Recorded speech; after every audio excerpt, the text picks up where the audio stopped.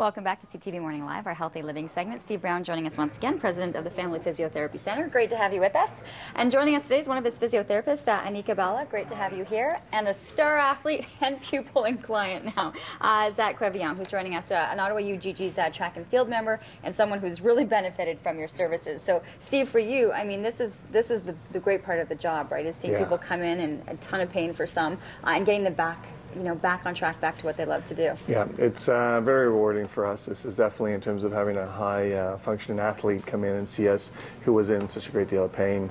It's one of those things that we crave and we always want to get our hands on, so to speak. Absolutely, it's rewarding as a therapist. So, Zach, what was the situation for you? Oh, well, I was lifting weights at the track, and I just had the smallest slip up of form, and I felt like a severe pain in my back. I went home, tried to sleep.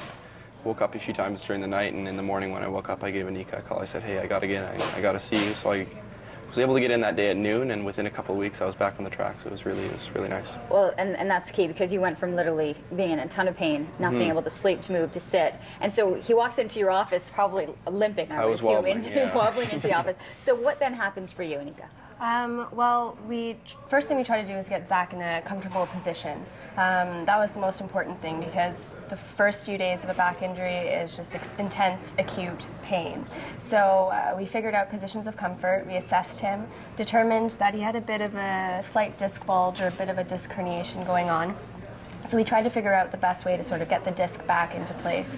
So we treated him, we found those positions of comfort, and then we got the strength of his core and his back back up to snuff, and then it took a couple of weeks. I would say that takes time. How was it? Was it almost a process of elimination of knowing that it wasn't a back sprain or wasn't another type of injury? Yeah, initially back injuries present quite similarly if it's a sprain or a strain, which is an abnormal stretch of a ligament or a tendon or a muscle in the back, versus a disc herniation, which is actually your disc bulging, if any of you have heard that term before. I mean, we have the spine right here. We can. Yeah. So this is actually the front of the spine. So this would be facing this way, but the back of the spine is this side. So in between each vertebrae, which are the bones that create the spine, are your discs.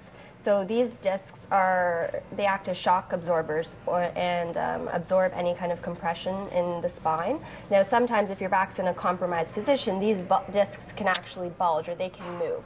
So most commonly the discs bulge posteriorly, so backwards and out to the side, because that's where there's the least amount of support from the ligaments in the spine.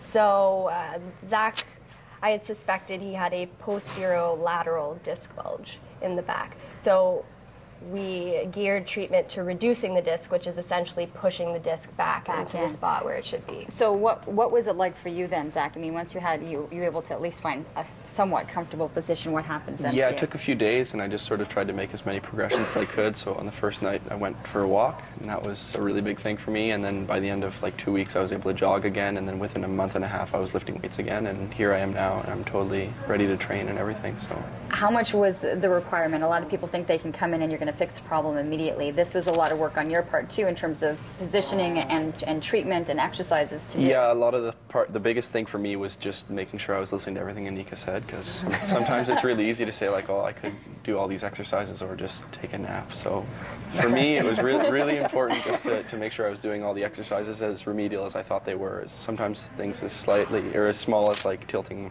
my hips like that. That's what I needed to work on at the start. So. Especially for an elite athlete to say, really, okay, I'm used to jumping hurdles, really, how much is this going to help me? But you had to force yourself to do it, and that's what you need a lot of the time from your clients, is to know that once they leave the office, there's still more work to be done. Yeah, I wish it was as simple as, coming in once or twice and then you leave and I use my magic wand to fix you. But unfortunately, a lot of the work needs to be done at home. And the clients that we see that have the most success are the ones that actually go home and implement the treatment plans and the exercises that we give them. And they're the ones that see the results the fastest. No, absolutely. Well, congratulations, best of luck. Your season is just about to start, the outdoor season, right? Couple weeks? Yeah. April 8th. And then when are you heading to Cornell, a big meet there? That'll be my first meet of the season. Oh, well, good luck. Good luck. And thanks to the Family Physio team for getting you back on track. Yeah, these are the good stories, right? That's it. I love these. All right, we're going to take a commercial break. Still plenty more to come here on CTV Morning Live.